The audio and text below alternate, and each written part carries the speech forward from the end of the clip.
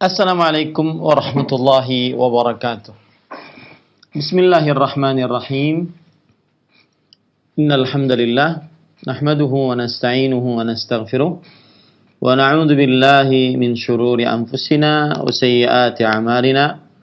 Man yahdihillahu fala mudilla lahu wa man yudlil fala hadiya lahu. Wa ashhadu an la ilaha illallah wahdahu la syarika lahu. وأشهد أن محمدا عبده ورسوله يا أيها الذين آمنوا اتقوا الله حق تقاته ولا تموتن إلا وأنتم مسلمون يا أيها الناس اتقوا ربكم الذي خلقكم من نفس واحدة وخلق منها زوجها وبث منهما رجالا كثيرا ونساء واتقوا الله الذي تساءلون به والأرحام إن الله كان عليكم رقيبا يا أيها الذين آمنوا اتقوا الله وقولوا قولا سديدا يصلح لكم أعمالكم ويغفر لكم ذنوبكم ومن يطع الله ورسوله فقد فاز فوزا عظيما أما بعد فإن أصدق الحديث كتاب الله وأحسن الهدي هدي محمد صلى الله عليه وعلى آله وسلم وشر الأمور محدثاتها وكل محدثة بدعة وكل بدعة ضلالة وكل ضلالة في النار. Alhamdulillah, kita bersyukur pada Allah Subhanahu wa taala pada hari ini, hari Rabu pagi menjelang siang 26 Safar atau 25 Safar 1442 Hijriah, 27 mananya, 27 Safar 1442 Hijriah. Kita dimudahkan oleh Allah Subhanahu wa taala untuk duduk bersama mengkaji kembali kitab Rasailu Tahummul Mar'ah Al-Muslimah. Risalah penting untuk wanita muslimah yang ditulis oleh Fadilatul Syekh Al-Allamah Profesor Dr. Abdul Razak bin Abdul Muhsin Al-Badr hafizahumallahu ta'ala. Salawat dan salam semoga selalu Allah berikan kepada Nabi kita Muhammad sallallahu alaihi wa ala alihi wasallam, pada keluarga beliau, para sahabat, serta orang-orang yang mengikuti beliau sampai hari kiamat kelak. Dengan nama-nama Allah yang husna dan sifat-sifat yang mulia, kita berdoa, Allahumma inna nas'aluka ilman nafi'an wa rizqan tayyiban wa amalan mutaqabbalan. Ahibati hafizakumullah, para pemirsa Roja TV, para pendengar Radio Roja, dan seluruh kaum muslimin yang mengikuti kajian ini dimanapun berada. Kita masih di dalam Ar-Risalah Ats-Tsaniyah Mau'izatun Nisa, risalah yang kedua, nasihat untuk para wanita. Dan pada pertemuan ini kita membahas bab yang baru. Penulis menyebutkan ni'matul libasi wal fitnatu fihi, yang artinya nikmat pakaian dan ujian dalam perkara pakaian. Insyaallah ta'ala penulis di dalam bab ini akan menyebutkan bahwa intinya yaitu pakaian yang dipakai oleh manusia itu adalah nikmat dari Allah Subhanahu wa ta'ala. Dan di dalam pakaian tersebut ada ujian dari Allah Subhanahu wa taala. Coba kita baca apa yang disebutkan oleh penulis hafizahullahu taala. Inna dzikran ni'mati sababun li syukril mun'imi subhanah. Sesungguhnya mengingat nikmat adalah penyebab bersyukur terhadap yang memberi nikmat, yaitu Allah Subhanahu wa ta'ala. Jadi kalau orang mengingat-ingat nikmat, maka dia niscaya bisa bersyukur kepada Allah Subhanahu wa ta'ala. Dan ini disebutkan oleh Allah di dalam ayat Al-Quran, bahwa mengingat-ingat nikmat bisa membuat orang bersyukur kepada Allah Subhanahu wa ta'ala. Di antara ayat tersebut adalah Allah berfirman, wa in ta'uddu ni'matallah la tuhsuha. Seperti misalkan dalam surat Ibrahim ayat 34, saya bacakan ayatnya dengan lengkap. wa atakum min kulli ma sa'altumuh wa in ta'uddu ni'matallahi la tuhsuha innal insana la zalumun kafar. Dan dia telah memberikan kepadamu keperluan dari segala apa yang engkau minta kepadanya. Maksudnya Allah telah memberikan kepada kita apa saja yang kita minta, yang kita perlukan. Di dalam tafsir Imam Ibnu Katsir bahwa sebagian ulama salaf berkata, wa ma lam tas'aluh. Bahkan apa yang kalian tidak minta diberikan oleh Allah Subhanahu wa taala. Wa in ta'uddu ni'matallah la tuhsuha.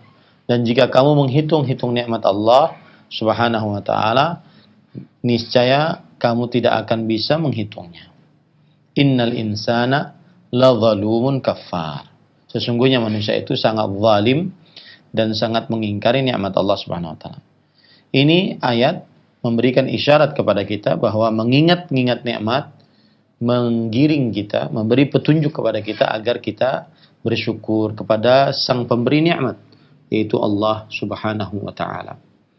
Kemudian di dalam surah An-Nahl ayat 18, Allah Subhanahu wa taala juga berfirman, "Wa in ta'uddu ni'matallahi la tuhsuha. Innallaha laghafurur rahim." Jika kalian menghitung-hitung nikmat Allah, niscaya kalian tidak akan bisa menentukan jumlahnya. Sesungguhnya Allah Subhanahu wa taala Laghafurur Rahim. Dan Allah Maha Pengampun lagi Maha Penyayang. Intinya sebagaimana disebutkan oleh penulis bahwa zikrun ni'mah sababun li syukril mun'imi subhanahu. Mengingat nikmat adalah penyebab bersyukurnya, penyebab agar bisa bersyukur terhadap zat yang memberi nikmat. Wa syukru sababun lil mazid.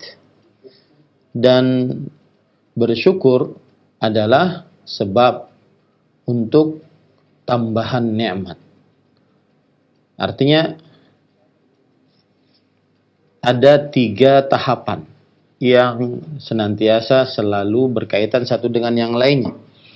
Yang pertama, mengingat nikmat. Yang kedua, bersyukur. Yang ketiga, tambahan nikmat. Ini 3 kaitan senantiasa selalu berkaitan satu dengan yang lainnya. Siapa yang ingin bersyukur, hendaklah dia mengingat nikmat. Siapa yang ingin tambahan nikmat, hendaklah dia bersyukur. Qala Allah Ta'ala, wa idh ta'adzana rabbukum la in syakartum la azidannakum wa la in kafartum inna 'adzabi lasyadid. Kemudian penulis membawakan dalil bahwa bersyukur adalah penyebab ditambahnya nikmat. Dan ingatlah ketika Rabbmu memberitahukan kepadamu, jika kalian bersyukur, sungguh aku akan benar-benar tambahkan. Maksudnya nikmat. Dan jika kalian kufur, sesungguhnya siksaku sangatlah pedih. Taib. Kemudian penulis mengatakan, wa inna min ni'amillahil 'azimah ala ibadihi ni'matal libasi bi anwa'ihil mukhtalifah wa asnafihi al-'adidah. Dan sesungguhnya dari nikmat-nikmat Allah yang besar adalah, saya ulangi, dari nikmat-nikmat Allah yang besar terhadap hamba-hambanya adalah nikmat-nikmat pakaian dengan bermacam-macam yang dengan bermacam-macam dan bagiannya yang berbilang-bilang. Maksudnya Allah memberikan nikmat kepada kita macam-macam. Salah satu nikmat yang sangat besar adalah pakaian. Pakaiannya itu bermacam-macam, tidak sama. Fahiya ni'matun 'uzma wa minnatun kubra. Maka dia adalah nikmat yang besar dan dia adalah pemberian yang agung dari Allah Subhanahu wa taala. Walidha fa inna Allah 'azza wa jalla 'adda hadhihi an-ni'mata wa dzakaraha subhanahu fi jumlati ni'amihi al-'azimah allati 'addadaha fi surati an-nahl al-ma'rufati 'inda ahli al-'ilmi bi surati an-ni'am. Oleh sebab itulah, maka Allah Subhanahu wa taala menyebut nikmat ini, yaitu nikmat pakaian. Dan Allah Subhanahu wa taala menyebutkannya dalam sejumlah nikmat-nikmat yang besar yang Allah Subhanahu wa taala sebutkan di dalam surat An-Nahl, yang dikenal oleh para ulama dengan surat An-Ni'am. Nah, ini pengetahuan. Salah satu nama surat An-Nahl adalah surat An-Ni'am. Kenapa? An-Ni'am artinya nikmat-nikmat. Likathrati ma 'addadallahu fiha min ni'amihi 'ala 'ibadihi.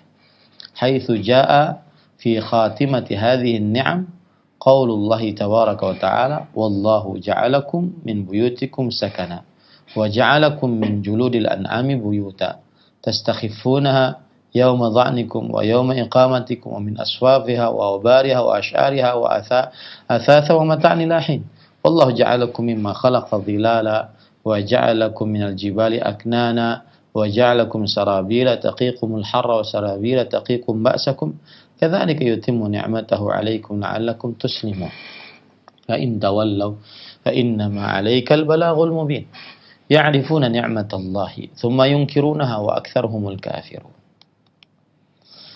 فبين جل وعلا في هذه الآيات العظيمة نعمته على عباده بأن جعل لهم سرابيل وهي القمصان ونحوها من ثياب القطن والكتان والصوف يتقون بها الحر والبرد ويتجملون بها ويسترون بها عوراتهم. Kenapa surat An-Nahl dinamakan surat An-Ni'am? Karena saking banyaknya apa yang Allah Subhanahu wa taala sebutkan di dalam surat An-Nahl tersebut berupa nikmat-nikmat yang Allah berikan kepada hamba-hambanya. Yang mana di akhir surat An-Nahl Allah Subhanahu wa taala berfirman, yaitu surat An-Nahl ayat 80 sampai 83. 80 sampai 83. Coba kita lihat ya.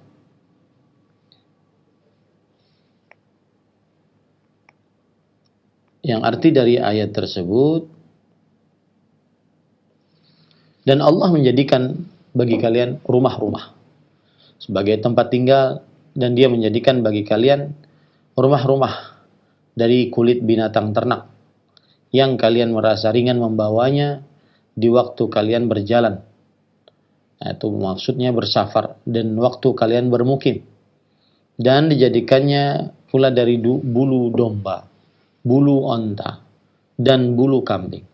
Alat-alat rumah tangga dan perhiasan yang kamu pakai sampai waktu tertentu. Dan Allah menjadikan bagi kalian tempat bernaung dari apa yang Dia telah ciptakan. Dan Dia jadikan bagi kalian tempat-tempat tinggal di gunung-gunung. Dan Dia jadikan bagi kalian pakaian yang memelihara kalian dari panas, dan pakaian baju besi yang memelihara kalian dalam peperangan. Demikianlah Allah menyempurnakan nikmat-Nya atas kalian agar kalian berserah diri kepadanya. Kemudian ayat yang ke-82, jika mereka tetap berpaling, maka sesungguhnya kewajiban yang dibebankan atasmu wahai Muhammad sallallahu alaihi wasallam hanyalah menyampaikan amanat dengan jelas. Mereka mengetahui nikmat Allah, kemudian mereka mengingkarinya, dan kebanyakan mereka adalah orang-orang yang kafir. Ini ayat memberikan pelajaran kepada kita, kata penulis, bahwa Allah Subhanahu wa taala menjelaskan nikmat-nikmat-Nya atas hamba-hambanya, yaitu menjadikan bagi mereka sarabil.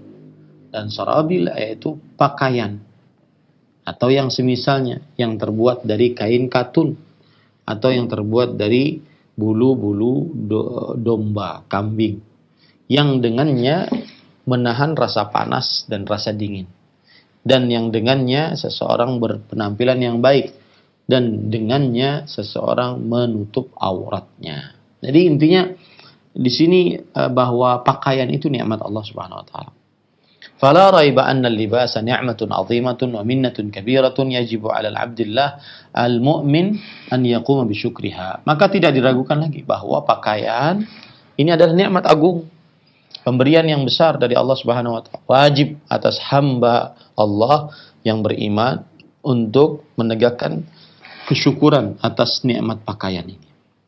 Wa an yasta'milaha fi ta'atillahi wa ridwani. Dan hendaklah dia menggunakan pakaian tersebut dalam ketaatan kepada Allah Subhanahu wa taala dan menggapai ridha Allah Subhanahu wa taala. Wa ma yuqarribu ilaih, dan hal apa saja yang mendekatkan kepadanya. Wa an yahdhara ashaddal hadari min mukhalafati amrillahi fil libas fi sifatihi wa naw'ihi wa syurutihi wa dhawabitihi wa adabihi allati ja'at bihi syariah. Dan hendaklah seorang muslim dan mukmin memperhatikan atau menjauhi sebenar-benar penjauhan dari menyelisih perintah Allah Subhanahu wa taala dalam perkara pakaian. Baik itu dalam sifatnya, macamnya, syarat-syaratnya, batasan-batasannya, adab-adabnya yang telah ditentukan oleh syariat. وَلْيَحْذَرِ الْمُسْلِمُ فِي هَذَا الْبَابِ مِنْ كَيْدِ الشَّيْطَانِ وَمَكْرِهِ وَطُرُقِهِ الْخَفِيَّةِ لِصَدِّ الْإِنسَانِ عَنِ الْحَقِّ فِي هَذَا الْبَابِ وَإِيقَائِهِ فِي أَنْوَاعٍ مِنَ الْمُخَالَفَاتِ.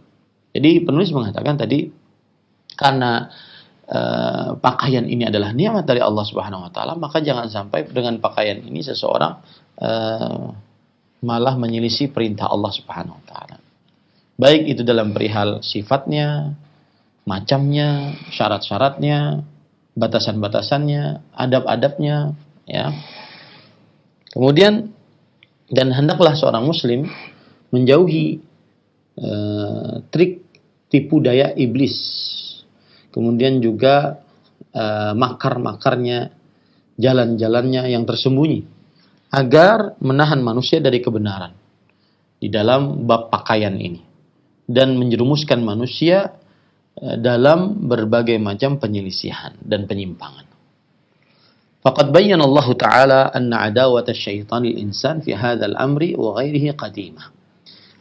Allah Subhanahu wa taala telah menjelaskan bahwasanya permusuhan syaitan terhadap manusia di dalam perkara pakaian dan yang selain pakaian ini sudah dari mulai semenjak dahulu. Jadi syaitan itu bermusuhan dengan manusia di dalam pakaian,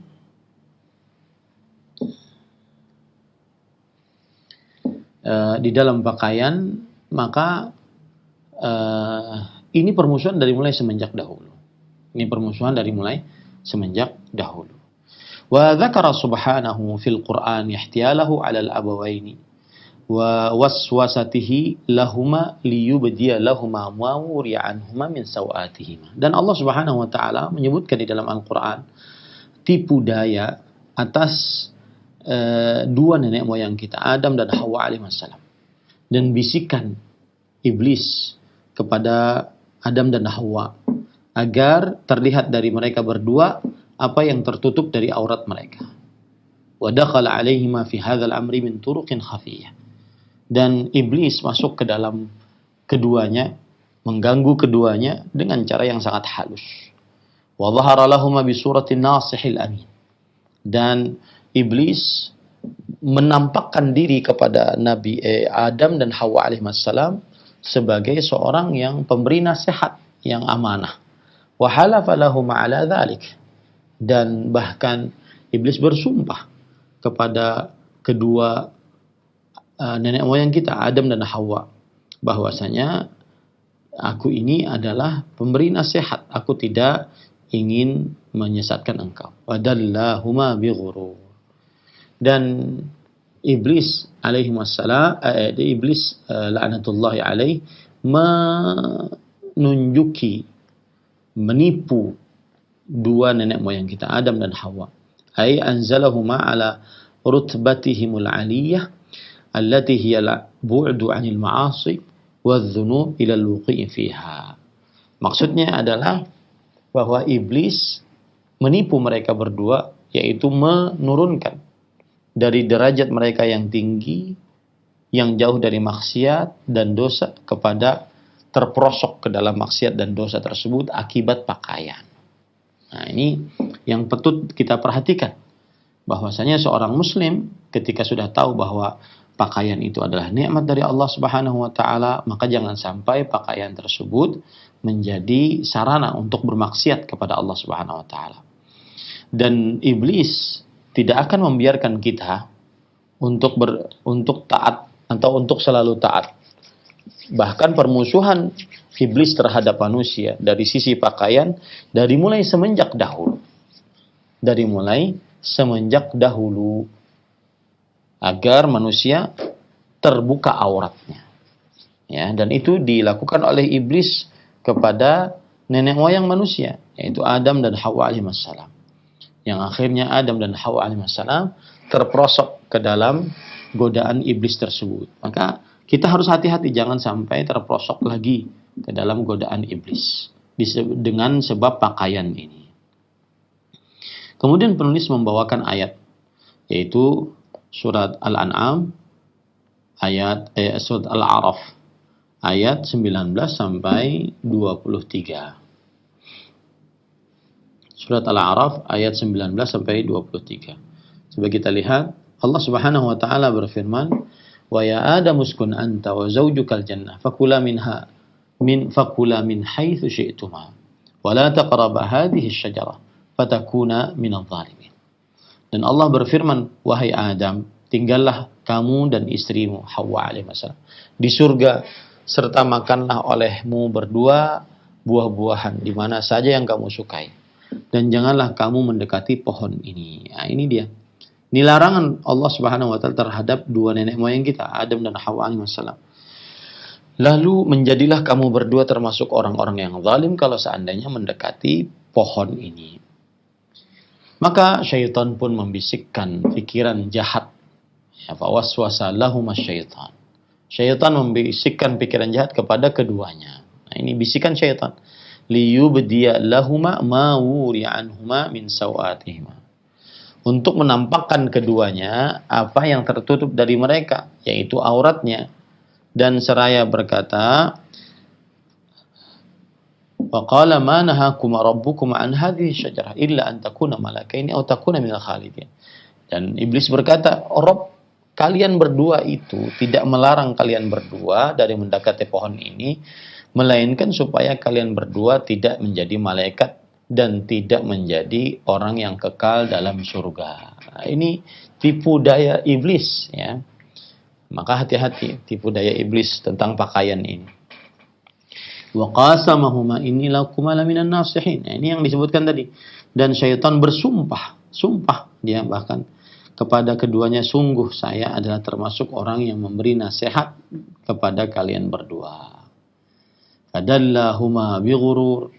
Maka syaitan membujuk keduanya untuk memakan buah itu dengan tipu daya.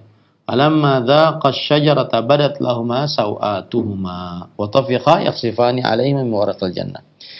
Maka tatkala keduanya akhirnya terperdaya dengan bisikan syaitan, mereka akhirnya memakan dari buah pohon tersebut. Nampaklah bagi keduanya aurat-aurat mereka berdua. Dan mulailah keduanya menutupi dengan daun-daun surga. Lalu Allah berfirman, Alam anhakuma antilkuma syajarah. Bukankah aku telah melarang kalian berdua dari memakan buah dari pohon itu? Ya.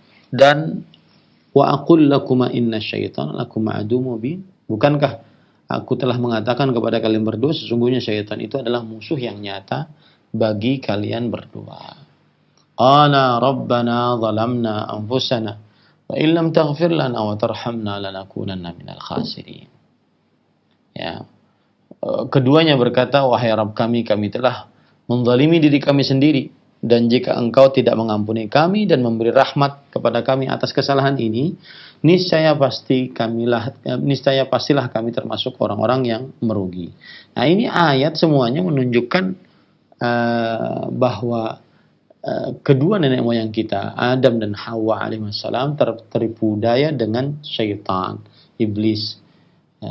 yaitu terbuka aurat mereka. Jadi permusuhan antara iblis dan syaitan dengan manusia tentang perkara pakaian itu sudah dimulai dari semenjak dahulu.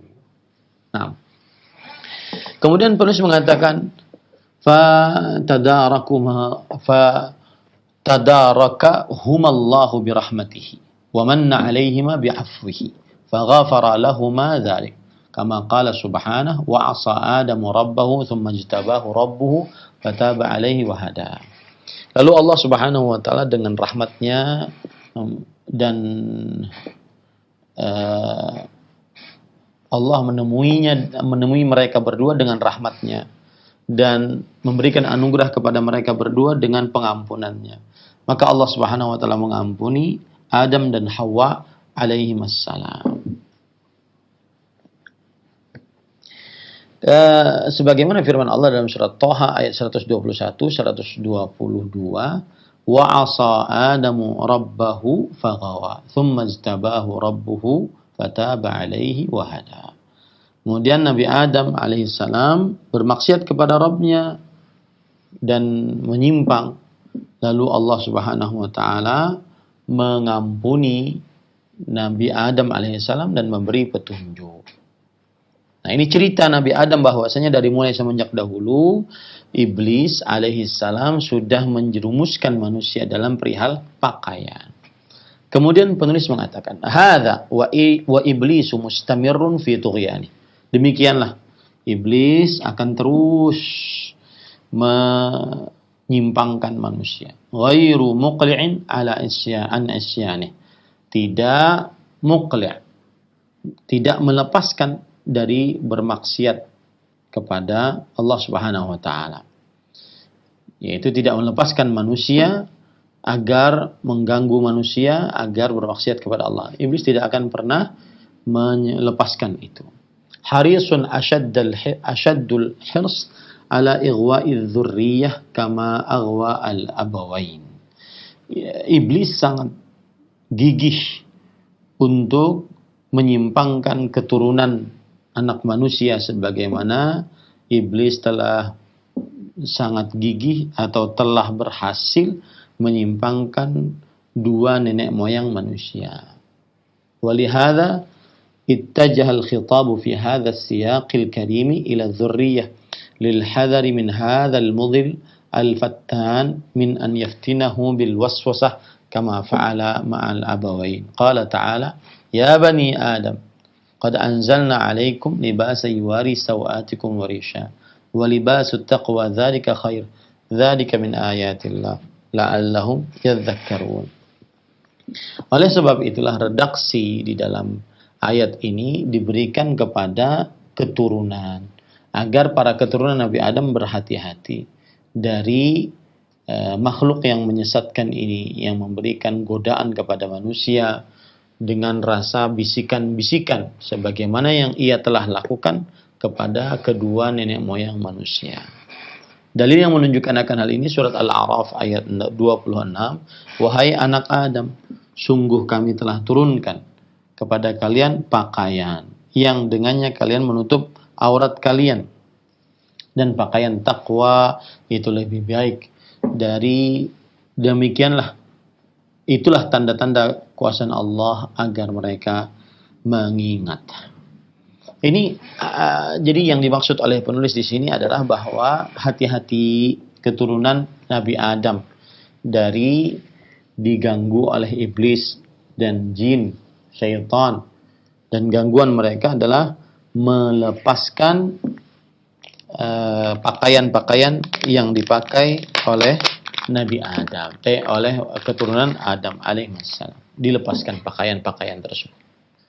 Ya, sehingga dan itu dilakukan oleh iblis serta pasukan-pasukannya sampai sekarang. Maka kita harus berhati-hati. Sebagaimana dalam surat Al-A'raf ayat 26 tadi, redaksi ayatnya ditujukan kepada anak keturunan Adam. Karena iblis akan terus mengganggu manusia agar manusia membuka auratnya. Dan di zaman sekarang ya bisa dikatakan iblis berhasil mengganggu manusia karena saking banyaknya orang yang membuka auratnya. Kemudian penulis mengatakan wahuna dzakarallahu jalla wa ala ni'mata ala ibadihi bil libasain. Dan di dalam ayat ini, yaitu dalam surat Al-A'raf ayat 26, Allah Subhanahu wa taala menyebutkan nikmat atas hamba-hambanya dengan dua pakaian, dua jenis pakaian. Libasul batini bittaqwa wa huwa yastamirru ma'al abdi wa la yabla wa la yubdi wa la yabidu ma hafaza alaihi al-abdu wa huwa jamalun lil qalbi war ruhi. Yang pakaian yang pertama yaitu pakaian batin, yaitu berupa ketakwaan kepada Allah Subhanahu wa taala. Dan dia adalah yastamirru ma'al abd, selalu bersama dengan hamba, tidak akan hancur, ya, dan tidak akan hilang selama selalu dijaga oleh hamba tersebut. Dan pakaian ketakwaan ini adalah keindahan hati dan keindahan jiwa. Nah, ini pakaian yang pertama, pakaian yang batin, yaitu ketakwaan di dalam hati. Wa libasul zahir bithiyab allati tasturul aurah wa tuwari as-saw'ah wa takunu jamalan linnas. Dan pakaian yang lahiriah, yaitu dengan pakaian kain yang menutup aurat besar dan menjadi bagus di hadapan manusia. Wa idza faqada al-insanu libasahu adh-dhahir aw naz'ahu badat sawatuhu. Apabila seorang manusia melepaskan pakaiannya yang lahiriah ini, ya, atau dia taruh gitu, maka akan nampak auratnya. Wa fi hadza dalilun ala anna kashfal aurati min adhaimil umur. Di dalam hadis ini dalil bahwa membuka aurat termasuk daripada perkara-perkara yang besar. Wa annahu mustahjanun fit tiba'. Dan dia adalah sesuatu yang baru di dalam tabiat manusia. Walidzalika summiyat saw'ah li'annahu yasu'u sahibaha inkishafuha. Oleh sebab itulah qubul dan dubur disebut dalam bahasa Arab saw'ah. Saw'ah artinya keburukan, karena akan memburukkan orang yang memperlihatkannya, akan memburukkan keadaan orang yang memperlihatkannya. Wa ammal libasul batin wa huwa at-taqwa fa bi taqdiri adamihi fa innaha tankashifu auratahu al-batinah. Adapun pakaian dalam batin, yaitu ketakwaan, maka kalau seandainya tidak ada ketakwaan, maka dia akan terbuka aurat batinnya. Wa yanaluhul khizyu wal fadhihah, dan dia akan mendapatkan kehinaan dan kerugian. Wa yaqa'u fi anwa'il fasadi war radhilah, dan dia akan terperosok ke dalam berbagai macam kerusakan dan kerendahan. Wa yata'arra bidzalika min kisa'il haya'i wal khaufi wal muraqabati was sitri wal iffati wa ghairi dzalik. Dan akhirnya dengan hilangnya pakaian batin yang ada dalam hati, tidak takwa, maka akhirnya menyebabkan dia telanjang dari pakaian malu, pakaian takut kepada Allah, pakaian merasa diawasi oleh Allah, pakaian penutup dari melakukan aib-aib, pakaian kesucian dan semisalnya. Walihadza qala subhanahu, oleh sebab itulah Allah Subhanahu wa taala berfirman, walibasut taqwa dzalika khair, dan pakaian ketakwaan itu lebih baik. Apa maksudnya para ikhwan yang dirahmati oleh Allah? Orang kalau seandainya sudah hilang pakaian batin, pakaian ketakwaan, maka pada saat itu dia akan hilang juga pakaian malu, pakaian takut kepada Allah, pakaian merasa diawasi oleh Allah, pakaian penutup, pakaian kesucian akan hilang juga dalam dirinya. Oleh sebab itulah penulis mengatakan, dan Allah berfirman, walibasut taqwa dzalika khair, dan pakaian ketakwaan itulah lebih baik. Jadi maksud kata-kata lebih baik itu tadi, ya, sehingga kalau orang bertakwa tidak lepas dari malu, tidak lepas dari takut kepada Allah, tidak lepas dari siksa tidak lepas dari penutup, dosa-dosanya tidak lepas dari kesuciannya. Li'annahu yatarattabu ala salahihi salahul zahir. Karena apabila ada orang memperhatikan ketakwaan sebagai pakaian batin, maka mengkonsekuensikan juga kebaikan pakaian lahiriah. Nah, ini mungkin pembahasannya itu pada begini loh. Kalau kita nasihati para perempuan kan untuk berjilbab. Oh, yang penting dijilbabi dulu hatinya. Ngapain pakai jilbab? Kemudian nanti dia hutang nggak bayar. Kemudian suka menghibah, suka namimah, ngadu domba. Mendingan kita jilbabin dulu hatinya. Maka kita katakan bahwa kebaikan hati itu akan ada pengaruhnya dari kebaikan lahiriah. Wa yartarattabu ala fasadihi fasadul zahir. Nah, termasuk konsekuensinya juga adalah kerusakan hati mengkonsekuensikan kerusakan zahir. Konsekuensikan kerusakan zahir. Fa idza izdanat al-qulub bit-taqwa zanatil abdan وصلحت الأعمال وتجملت الجوارح بالحشمة والعفاف والستر والحياء والمراقبة لله تبارك وتعالى. Yang artinya, dan apabila bertambah ketakwaan di dalam hati, maka pakaiannya akan bertambah bagus. Yaitu pakaian hati di sini. Akhirnya kalau hatinya bagus, maka perbuatannya pun akan bagus. Amalan-amalan anggota tubuhnya pun juga akan bagus. Ya. Akhirnya ruh kita itu berpakaian dengan sifat malu, sifat suci, sifat penutupan, sifat merasa diawasi oleh Allah Subhanahu wa taala. Ini kalau seandainya dia mempunyai pakaian ketakwaan. Wa idzan tawzi'atit taqwa minal qulub wa dhahaba anhu hadzal libasil 'azim.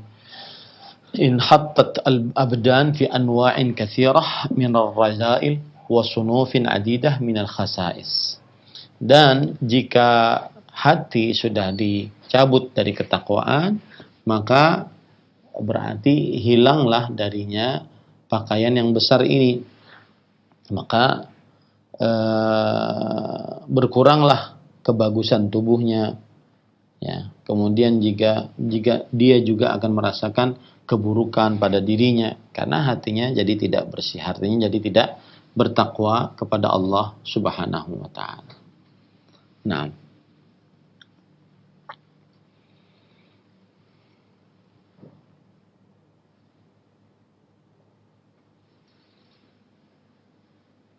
kita lanjutkan.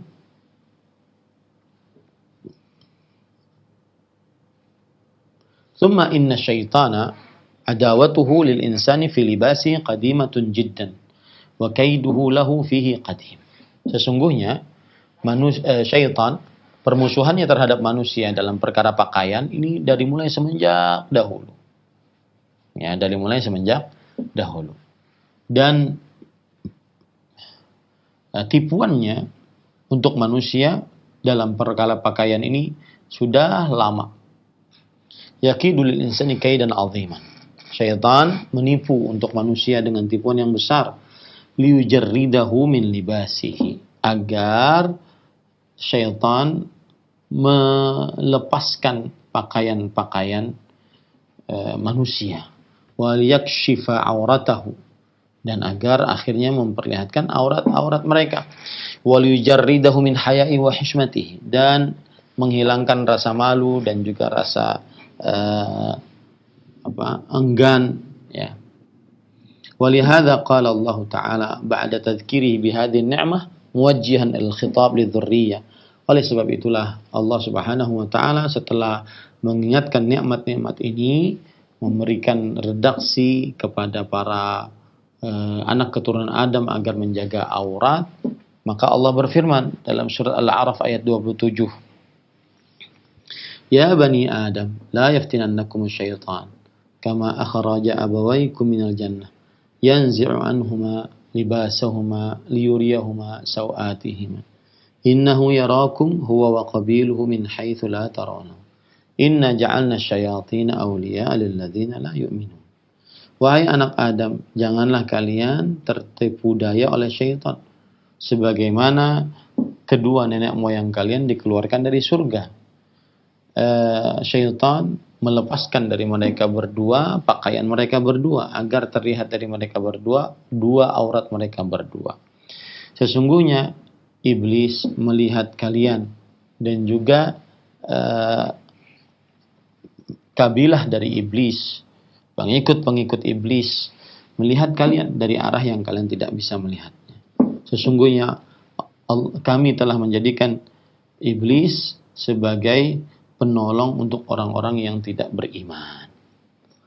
Maka fahadzara subhanahu dzurriyyah min an yaf'ala bihim syaitan kama fu'ila atau kama fa'ala bi abihim bi an yuzayyinu lahumul ma'asi wa yuraghibu fil muharramat wa yuqi'ahum fil khati'ah wa akhbara subhanahu anna hadzal aduwwa yarahum min haitsu la yarawnahum. Qala Malik bin Dinar inna aduwan yaraka wa la tarahu la syadidul mu'nah illa man asama Allah. Yang artinya, maka di dalam surat Al-A'raf ayat 27 Allah memperingatkan dengan keras keturunan-keturunan Nabi Adam alaihissalam. Ya, jangan sampai syaitan melakukan kepada keturunan Nabi Adam sebagaimana yang ia telah lakukan kepada nenek moyang mereka, yaitu Adam dan Hawa alaihissalam, dengan cara memperindah bagi mereka maksiat, kemudian memotivasi mereka untuk masuk ke dalam hal-hal yang diharamkan dan menjerumuskan mereka ke dalam dosa. Dan Allah Subhanahu wa taala telah memberitahukan bahwa musuh ini mereka bisa melihat kalian, tetapi kalian tidak bisa melihat mereka. Kemudian penulis membawakan perkataan dari Malik bin Dinar rahimahullah di dalam sebagaimana dalam kitab Al-Tafsir Imam Ibnu Abi Hatim, inna aduwan yaraka wa la tarahu la syadidul mu'nah illa man asama Allah. Sesungguhnya ada musuh yang bisa melihatmu tapi kamu tidak bisa melihat dia. Maka ini perjuangan yang sangat berat kecuali orang yang diuji oleh Allah, kecuali orang yang dijaga oleh Allah Subhanahu wa taala. Nah, ini jadi paragraf ini menjelaskan bahwasanya wahai anak Adam, hati-hati jangan sampai kalian terperosok ke dalam bisikan iblis sebagaimana nenek moyang kalian terperosok ke dalam bisikan iblis. Dan salah satu sulitnya berhadapan dengan iblis adalah dia bisa melihat kita, kita tidak bisa melihat dia. Dia musuh yang tidak terlihat.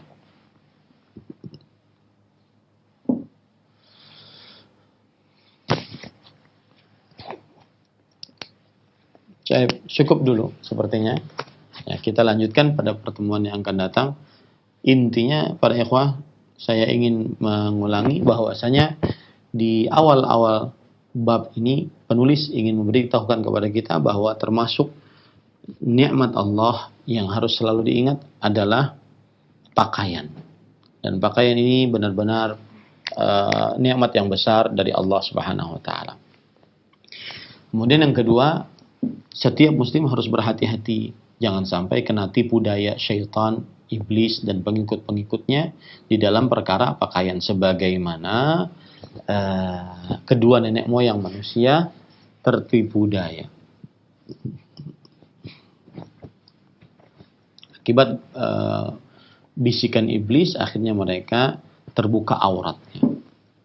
Kemudian penulis mengatakan bahwasanya iblis melakukan ini tidak hanya pada Nabi Adam dan Hawa alaihissalam, tetapi juga keturunan-keturunan mereka, karena sudah janji dengan Allah Subhanahu wa taala. Kemudian setelah itu baru kita diberitahukan oleh penulis bahwa pakaian itu ada dua jenis. Yang pertama pakaian takwa, yang kedua pakaian yang luar. Barang siapa yang pakaian takwa di dalam hatinya itu baik, bagus, maka dia akan memperlihatkan kepada keadaan yang di luar, ya, keadaan yang di luar. Apabila hatinya rusak, maka pakaiannya pun juga akan rusak. Jadi jangan sampai wanita-wanita yang membuka auratnya kemudian ngaku bahwa mereka adalah wanita baik-baik saja. Tidak, karena kalau seandainya mereka hatinya baik, tunduk taat kepada Allah Subhanahu wa taala, maka niscaya mereka akan bisa mempertahankan sifat malu, kemudian sifat merasa diawasi oleh Allah Subhanahu wa taala. Kemudian penulis membawakan bahwa permusuhan antara iblis, syaitan dengan manusia dalam perkara ini sudah lama sekali. Sudah lama dilakukan oleh Nabi Adam dengan Hawa alaihissalam.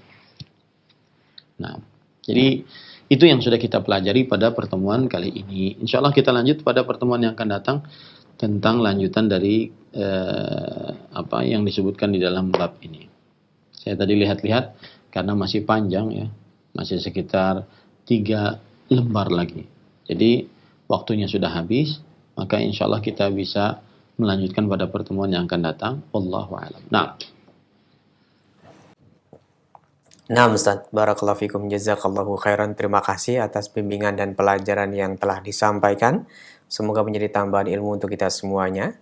Selanjutnya kami berikan waktu bagi Anda yang ingin bertanya seputar pembahasan ini. Silahkan bisa menghubungi nomor kami di layanan telepon 0218236543. Halo. Halo.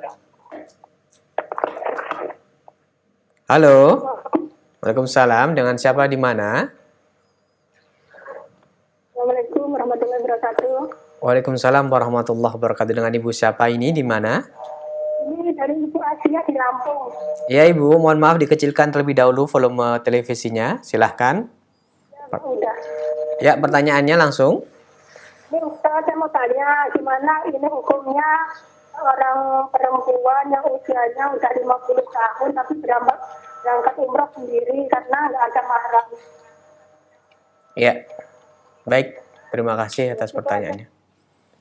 Silakan Ustaz.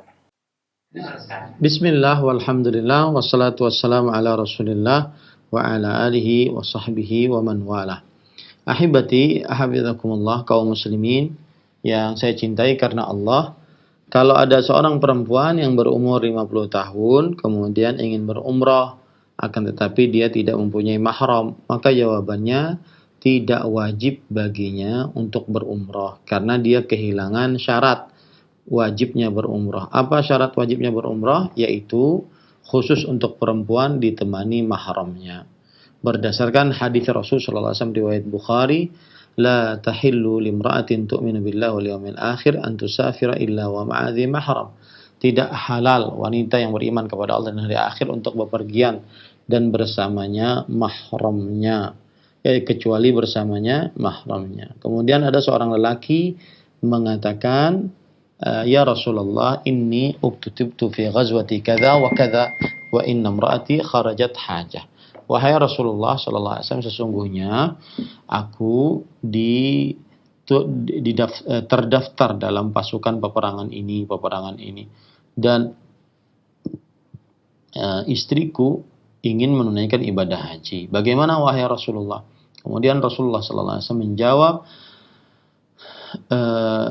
intaliq fahujja ma'amra'atik. Pergilah engkau dan berhajilah bersama istrimu. Ini dalil yang begitu tegas bahwa seorang perempuan wajib dan termasuk daripada syarat ya kewajiban perempuan untuk berumrah atau berhaji adalah dengan ditemani oleh mahramnya. Maka ketika wanita tersebut sudah berumur 50 tahun dan ketika dia tidak mempunyai mahram sama sekali untuk berumrah ataupun tidak mempunyai biaya lebih yang bisa dijadikan oleh mahramnya untuk bisa menemani perempuan tersebut, maka berarti perempuan tersebut tidak diwajibkan untuk berumrah. Nanti di akhirat dia tidak disalahkan oleh Allah Subhanahu wa taala atas kenapa dia tidak berumrah. Wallahu a'lam. Nah, Ustaz, barakallahu fikum, jazakallahu khairan. Terima kasih atas nasihat dan jawaban yang bermanfaat. Kembali kami berikan kesempatan bagi Anda yang ingin bertanya seputar pembahasan ini secara langsung para Ustaz. Kami persilakan. Halo. Belum tersambungkan, kami bacakan dari pesan singkat. Assalamualaikum Ustadz.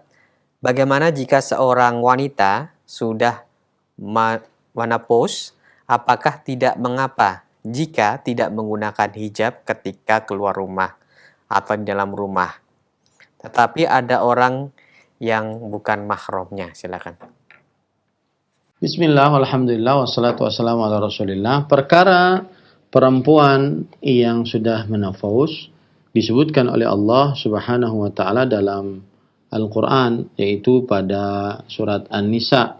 Allah Subhanahu wa taala berfirman, wal qawaidu minan nisa allati la yarjuna nikahan falaysa 'alayhinna junahun an yadh'na thiyabahunna ghayra mutabarrijatin bizinah wa an yasta'fifna khairul lahunna wallahu sami'un alim.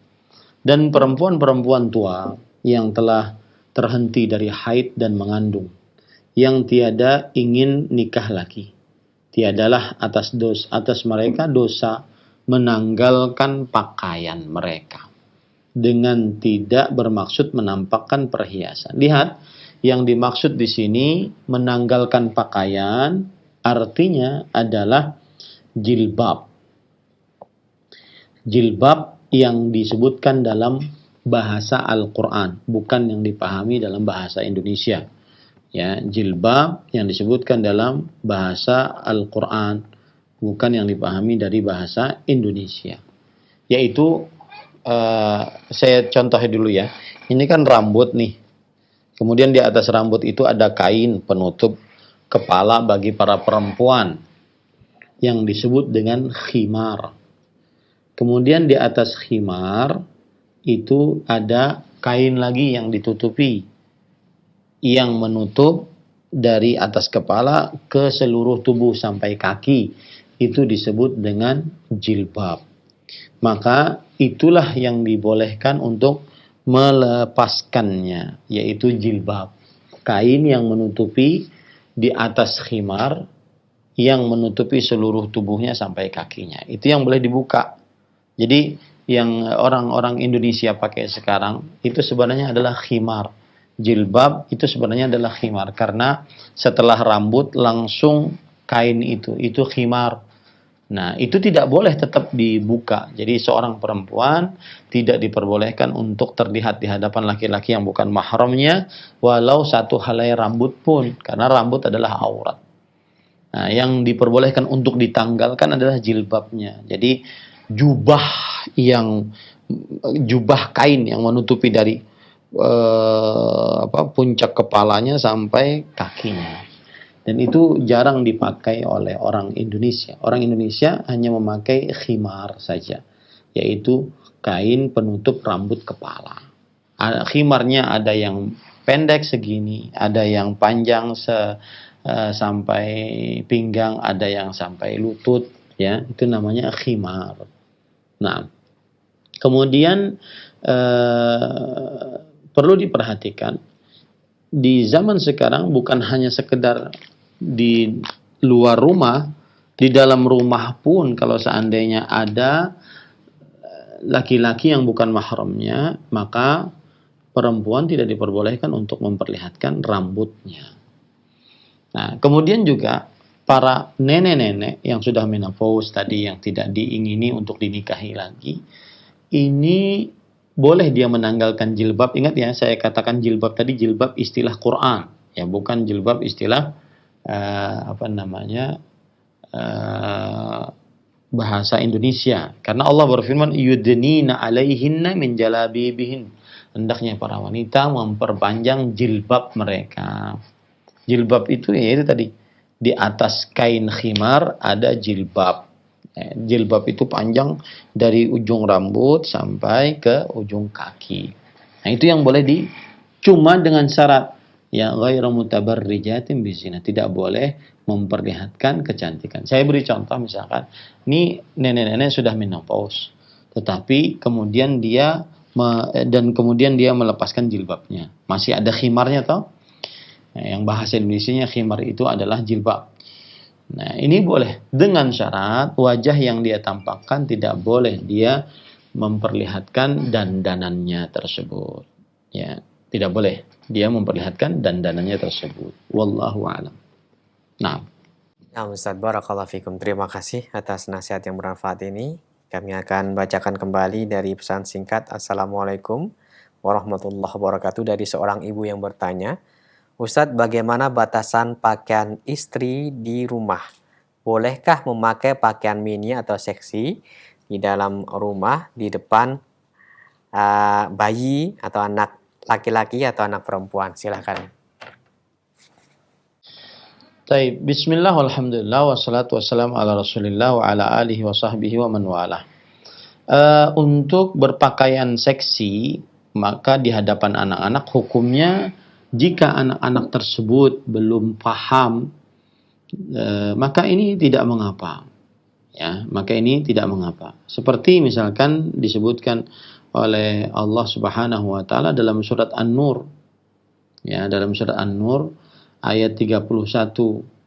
Awit tiflil ladzi lam yadhharu ala auratin nisa. Yang artinya atau anak-anak yang belum mengerti tentang aurat wanita. Maka ini tidak mengapa. Ya. Kalau seandainya anak laki-laki yang sudah mengerti tentang aurat wanita, maka ini tidak diperbolehkan meskipun anak laki-laki tersebut belum baligh. Seperti anak-anak yang mumayyiz, 6 tahun, 7 tahun, apalagi di zaman sekarang anak-anak sudah pada main aplikasi-aplikasi yang melihat hal-hal yang haram, maka mereka paham apa itu aurat perempuan.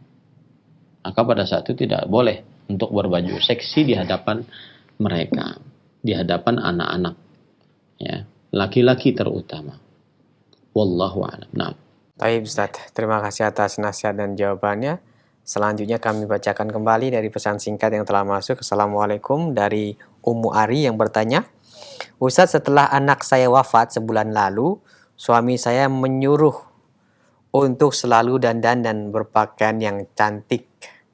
Dan suami ingin saya hamil lagi. Padahal usia saya sudah 40 tahun dan suami 47 tahun. Saya harus bagaimana, Ustaz, menyikapi hal ini? Silahkan.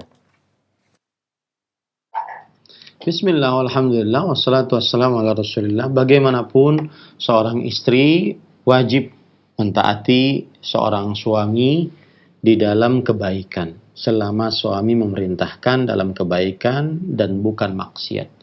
Apalagi dalam perihal melayani suami di atas ranjang, maka taati perintah suami tersebut, berdandan yang baik, berpenampilan yang cantik, wangi, indah dipandang mata. Adapun masalah hamil lagi, maka ini kita realistis saja.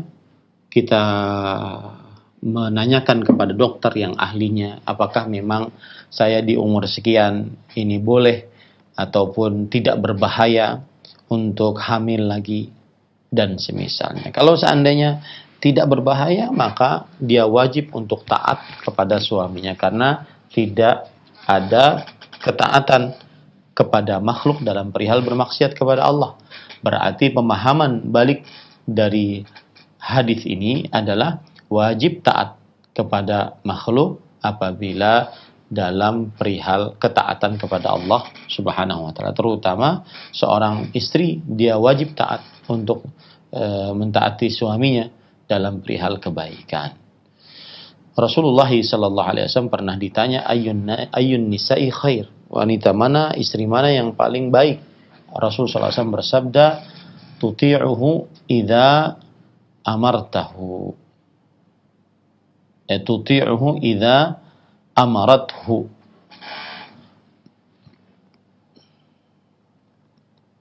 Seorang seorang istri mentaati apabila seorang suami memerintahkannya. Tuti'uhu idza amar, Tuti'uhu idza amar. Seorang istri mentaati suaminya jika sang suami memerintahkannya. Ini tanda suami atau istri yang baik.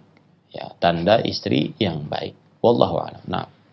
Barakallahu fikum. Terima kasih para Ustadz yang telah menjawab pertanyaan dari pesan singkat. Kita akan beralih kembali. Untuk Anda yang ingin menghubungi kami via telepon bertanya seputar pembahasan ini, silahkan. Halo. Halo, Assalamualaikum. Waalaikumsalam. Dengan Ibu siapa ini, di mana? Dari hamba Allah di Bandung. Silahkan Ibu, pertanyaannya. Ustaz, saya mau tanya, apakah dagu termasuk aurat wanita? Ya, terima kasih Ibu. Terima kasih, jazakallah khairan. Assalamualaikum warahmatullahi wabarakatuh. Waalaikumsalam warahmatullahi wabarakatuh. Silahkan Ustaz. Bismillah walhamdulillah wassalatu wassalamu ala rasulillah wa ala alihi wa sahbihi wa man wala. Ahibati hafizakumullah ta'ala, para ulama fikih di antaranya di dalam kitab Al-Mawsu'ah Al-Fiqhiyah, ensiklopedia ahli fikih, mengatakan ittafaqal fuqaha ala anna dzaqna minal wajh fayajibu ghusluhu fil wudu' liqaulihi ta'ala ya ayyuhalladzina amanu idza qumtum ila sholati faghsilu wujuhakum. Para ahli fikih bersepakat bahwa dagu bagian dari wajah. Bagu bagian dari wajah. Maka wajib membasuhnya saat berwudu berdasarkan firman Allah Subhanahu wa taala, wahai orang yang beriman, jika kalian ingin salat maka basuhlah wajah kalian. Termasuk wajah adalah dagu. Dan dagu pengertiannya secara bahasa adalah mujtama'ul lahyain, yaitu tempat terkumpulnya dua tulang. Ini kan tulang rahang. Lahyi itu adalah tulang rahang. Tulang rahang terkumpul. Nah, disitulah yang disebut dengan dagu. Ya. Kemudian ahibati hafizakumullahu ta'ala, kalau seandainya kita pahami seperti itu, maka berarti dagu bukan aurat bagi perempuan menurut pendapat yang mengambil bahwa boleh membuka wajah tidak bercadar. Dan kita lebih condong kepada pendapat itu, bahwa bercadar hukumnya sunnah, tidak wajib. Ya, berarti terbuka wajah tidak mengapa. Nah, yang jadi masalah adalah ini. Nih. Nah, ini yang jadi masalah. Di bawah dagu. Ya, sesuatu yang di bawah dagu. Maka ini adalah aurat. Nah, ini adalah aurat. Maka wajib ditutupi. Berarti dia menutup di sini. Nah, ini ya. Nah, seperti ini. Di sini. Jadi dagu ini tidak mengapa. Sedangkan di bawah dagu yang sampai ke leher itu adalah aurat dan wajib ditutup. Kalau di dalam wudu, maka yang wajib dibasuh cuma ini, bagian sini. Sedangkan di bawah sini tidak. Wallahu a'lam. Naam. Baik, Ustaz, barakallahu fiik. Terima kasih atas jawabannya. Selanjutnya kami berikan kesempatan masih di layanan telepon. Ya, silakan. Halo. Halo, assalamualaikum. Waalaikumsalam warahmatullahi wabarakatuh. Dengan siapa ini, di mana? Dengan hamba Allah di Fakfak. Silahkan pertanyaannya. Pak Ustadz, tadi Pak Ustadz bilang kalau jilbab itu di atas khimar. Yang saya pakai sekarang ini Pak Ustadz khimar, karena saya tidak punya jilbab yang menutup seluruh badan, tapi tetap syar'i Pak Ustadz, tebal dan tidak transparan. Apakah boleh Pak Ustadz? Terima kasih Pak Ustadz. Assalamualaikum warahmatullahi wabarakatuh. Waalaikumsalam warahmatullahi wabarakatuh. Silakan. Bismillah walhamdulillah wassalatu wassalamu ala rasulillah wa ala alihi wa sahbihi wa man wala. Ahibati hafizakumullah ta'ala, boleh ya, Allah berfirman wal yadhribna bi khumurihinna ala juyubihinna. Saya perkenalkan dulu ya, ini. Nah, ini bukaan ini. Ini namanya juyub. Ini jaib, tempatnya masuk kepala ketika kita memasukkan baju. Ini namanya jaib. Kemudian setelah itu Allah berfirman, hendaklah para perempuan mengikat khimar mereka. Jadi mereka memakai kain penutup kepala, kain penutup rambut kepala, kemudian diikat. Nah, orang-orang jahiliyah dahulu tidak. Mereka pakai kain di sini, mereka biarkan tidak terikat. Akhirnya terlihatlah anting, telinga, kemudian kalung, lehernya, sebagian dadanya, dan itu yang dimaksud oleh Allah Subhanahu wa taala dalam Al-Qur'an, wala tabarrajna tabarrujal jahiliyatil ula. Janganlah para perempuan berdandan sebagaimana dandanan kaum jahiliyah generasi pertama. Salah satunya adalah mereka tidak menutup khimar mereka di bawah dagu mereka. Ya, di bawah dagu mereka, sehingga yang di sini akhirnya terlihat. Maka dengan ayat ini tidak mengapa seorang perempuan untuk memakai khimar, dalam bahasa Indonesia jilbab, tidak mengapa asalkan tebal, tidak tipis, menerawang, kemudian tidak ketat. Karena ada kain-kain, kalau tidak salah kain spandek ya, kain-kain yang dia sangat membentuk tubuh, yaitu dia ngeplak dengan tubuhnya. Maka ini dijauhi kain-kain yang seperti ini. Jadi tidak mengapa, ya, tidak mengapa dia memakai seperti itu. Nah, wallahu a'lam. Jazakallahu khairan Ustaz. Terima kasih atas nasihat dan jawabannya. Kembali kami berikan kesempatan untuk penelpon yang selanjutnya. Silakan. Halo. Halo, assalamualaikum. Waalaikumsalam warahmatullahi wabarakatuh. Dengan Ibu siapa? Ini di mana? Dari hamba Allah di Lampung. Silakan Ibu, pertanyaannya. Ustaz, izin bertanya nih. Kalau seorang istri melayani suami di tempat tidur itu dengan berat hati dan berat pokoknya, tapi dilakukan niatnya karena itu perintah Allah. Semua itu disebabkan karena suami tidak memenuhi tanggung jawabnya sebagai seorang suami. Ya, terima kasih atas pertanyaannya. Ditunggu nasihat dan jawabannya. Silakan Ustaz. Bismillah, alhamdulillah, wassalatu wassalamu ala rasulillah. Saya ingin ingatkan ini dalam masalah ini bagi para perempuan. Islam itu agama yang kasih sayang terhadap umatnya. Islam itu agama yang tidak menzalimi penganutnya. Islam itu sangat proporsional, sangat adil. Ketika Islam memerintahkan dan mewajibkan para perempuan untuk melayani suami, maka sang suami wajib untuk menafkahi istri. Ini kalau seandainya saya pahami tadi dari pertanyaan, ini interpretasi saya ya, bahwa sang istri dia terpaksa melayani suaminya ataupun setengah-setengah melayani suaminya, pokoknya hanya berharap karena Allah, disebabkan suami kurang dalam memberikan sesuatu kepada istrinya. Kalau memang ini terjadi, lihat ya bahasa saya, kalau memang ini terjadi, karena saya sering ditanya dengan pertanyaan seperti ini, saya disuruh untuk minta klarifikasi. Ustadz, itu kan pertanyaan dari perempuan, coba tanya dulu suaminya. Ustadz, jangan bela perempuan terus. Enggak, ini kan sesuai dengan pertanyaan yang ada. Ya, kalau saya jadi hakim di pengadilan baru kita cari investigasi. Enggak, ini sesuai dengan pertanyaan yang ada, bahwa sang istri merasa berat melayani suami di atas ranjang karena suami pun misalkan zalim kah, tidak menafkahi kah, KDRT kah, akhlak buruk kah, sholatnya tidak kah, macam-macam sebab. Maka saya katakan di awal tadi bahwa Islam itu agama yang proporsional, agama yang adil, agama yang tidak menzalimi baik laki-laki ataupun perempuan. Ketika seorang perempuan diwajibkan melayani suami di atas ranjang dan berdosa besar kalau tidak melayani, tetapi sang suami pun wajib menafkahi istrinya. Sang suami pun wajib taat kepada Allah dalam perihal istrinya. Tidak boleh dia semena-mena. Ya, tidak boleh dia semena. Saya beri contoh misalkan. Saya pernah ditanya, Ustadz, apa hukumnya melayani suami? Ini kata istri.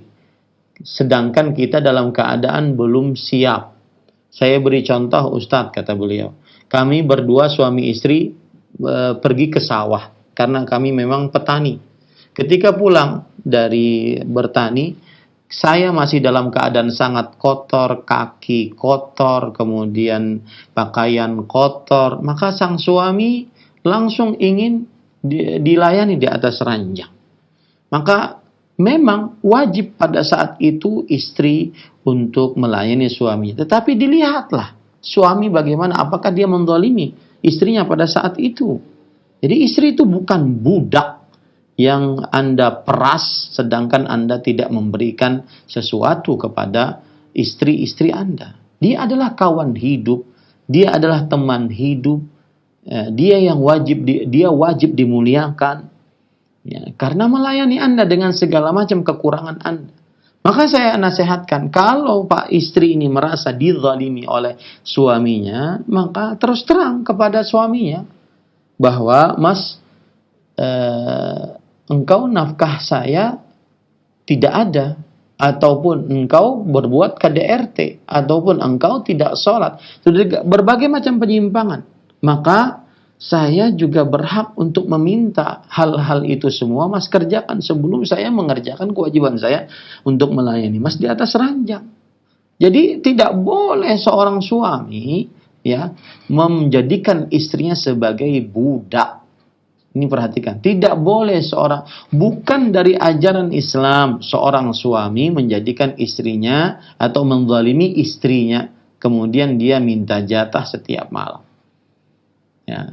Seorang istri bekerja, menafkahi rumah. Ternyata di malam hari suaminya yang minta jatah. Subhanallah. Siang minta uang, malam minta jatah. Ini suami jenis apa? Dan Islam tidak membenarkan perbuatan seperti itu. Betul, Islam mewajibkan sang istri wajib taat kepada suami. Tetapi bukan berarti kemudian suami boleh berbuat zalim.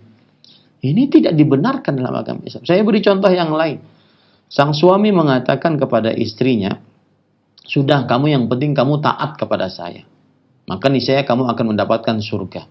Adapun perbuatan saya, maka itu bukan urusan. Kenapa berkata demikian? Karena sang istri menasihati suaminya, jangan selingkuh, jangan berzina, jangan main wanita. Ini bukan masalah poligami ya. Jangan selingkuh, jangan berzina, jangan main wanita yang tidak halal untuk kamu lakukan. Maka sang suami dengan pongahnya, ini melihat bahasa saya ya, dengan pongahnya, udahlah, diam aja. Yang penting kamu taat sama saya, kamu surga. Urusan saya, urusan dengan Allah SWT. Ini nggak benar. Tidak boleh seperti itu, berbuat semena-mena. Ya, sang istri berhak untuk menasihati suaminya apabila dia salah. Dan begitulah salah satu kiat keluarga yang sakinah, mawaddah, dan rahmah. Tegak di atasnya amar ma'ruf, nahi munkar. Nah, ini para ikhwan yang dirahmati Allah. Jadi sering sekali saya benar-benar kasihan dengan para perempuan. Mereka itu makhluk lemah, wahai para suami. Ya, makhluk lemah. Kalau seandainya sekarang Anda di luar sana, sekarang nih, langsung melakukan akad nikah. Saya terimanya nikah si fulana sebagai istri kedua atau ketiga, keempat. Ini istri pertama tidak bisa ngapa-ngapain. Sabar. Yang hanya bisa dia lakukan sabar. Kalau dia tidak kuat, dia boleh mengajukan cerai. Dia tidak bisa menyalahkan suaminya. Dia makhluk lemah. Makanya Rasulullah SAW mengatakan, "Ilsausu bin nisa'i khairan fa innahunna awan 'indakum." Berbuat baiklah kalian kepada para wanita. Sesungguhnya mereka adalah tawanan di sisi kalian. Ya, mereka kita nafkahi, makan dari harta kita, minum dari harta kita, berpakaian dari pakaian harta kita, dan seterusnya. Kemudian kita seenaknya berbuat zalim, tidak menafkahi, melakukan KDRT, maka saya pesan kepada ibu yang bertanya tadi, sepertinya beliau menahan rasa tangis, ya. Islam adalah agama yang adil, proporsional, tidak menzalimi hambanya. Seorang istri wajib untuk melayani suaminya di atas ranjangnya. Tetapi tidak boleh seorang suami untuk menzalimi istrinya. Itu satu dengan yang lainnya. Lihat Allah berfirman, "Ar-rijal qawwamuna 'alan nisa bima faddalallah ba'dahum 'ala ba'd wa bima anfaqu min amwalihim." Laki-laki pemimpin di atas para istri. Disebabkan Allah meninggikan satu dengan yang lainnya. Dan disebabkan nafkah yang suami nafkahkan kepada istrinya. Nah, begitu baru keluarga yang benar. Ya, ini pada ikhwan yang dirahmati Allah. Wallahu a'lam. Nah. Jazakallahu khairan wa barakallahu fikum. Terima kasih atas jawaban dan nasihat yang bermanfaat yang telah disampaikan. Semoga Allah mudahkan untuk kita bisa amalkan dalam ketaatan kepada Allah Subhanahu wa taala. Nampaknya pertanyaan tadi merupakan pertanyaan penutup di pertemuan kita. Sebelum kami akhiri, mohon Ustaz memberikan ihtitam. Fadhal Ustaz. Bismillah walhamdulillah wassalatu wassalamu ala Rasulillah wa ala alihi wa sahbihi wa man wala. Ahibati hafizakumullah, kaum muslimin yang saya cintai karena Allah, semoga Allah Subhanahu wa taala selalu menjaga kita. Saya ingin menasihatkan kepada para wanita-wanita muslimah, jangan mau dizalimi oleh suami. Jangan mau dibuat semena-mena oleh suami. Kita sebagai istri wajib taat kepada suami. Wajib melayani suami. Terutama di atas ranjang. Akan tetapi apabila hak-hak kita sebagai istri tidak ditunaikan, maka kita berhak untuk menasihati suami. Kita berhak untuk mengumpulkan dua keluarga besar agar menasihati suami yang tidak menunaikan kewajibannya terhadap suami. Kita berhak mengangkat urusan ini ke pengadilan. Minta hak kita di pengadilan atas kelalaian dan kezaliman suami, dan minta ke pengadilan, mengangkat hak ke pengadilan bukan hanya sekedar ingin minta cerai, tidak, minta hak. Ya, suami tidak menafkahi, suami berbuat kasar, suami tidak sholat, suami melakukan penyimpangan-penyimpangan akhlak, menyeleweng, berzina, selingkuh, dan hal-hal lainnya. Maka sebagaimana kita wajib melayani suami, kita pun berhak mendapatkan layanan dari suami. Karena Islam tidak menzalimi hamba atau umatnya. Sang istri wajib berbakti kepada suami, sang suami wajib mengurus istrinya, menafkahi istrinya, berbuat baik kepada istrinya, tidak kasar kepada istrinya, tidak mengkhianati pernikahan yang suci dengan istrinya. Apabila terjadi demikian, maka sang keluarga tersebut akan benar-benar mendapatkan keluarga yang sakinah, mawaddah, dan rahmah. Tetapi jika suami melakukan kezaliman, sang istri tidak boleh diam. Meskipun sang suami mengancam, kamu harus taat, kamu harus tunduk, kamu harus patuh. Karena ketaatan istri adalah surga bagi istri. Kadang-kadang sebagian suami, mereka berdalih dengan ini untuk berbuat semena-mena terhadap istri. Benar, istri wajib taat, istri wajib menyenangkan suami. Dengan syarat sang suami juga menunaikan kewajiban-kewajibannya terhadap istri. Menafkahi, berbuat yang baik, berkata yang santun, berbuat yang sopan, tidak mengkhianati pernikahan suci, dan seterusnya. Maka saya pesan kepada wanita muslimah, jangan mau dizalimi oleh suami. Tetapi mintalah hak kepada suami sesuai yang sudah diatur dalam agama Islam. Sallallahu Nabi Muhammad walhamdulillahi rabbil alamin. Wassalamualaikum warahmatullahi wabarakatuh.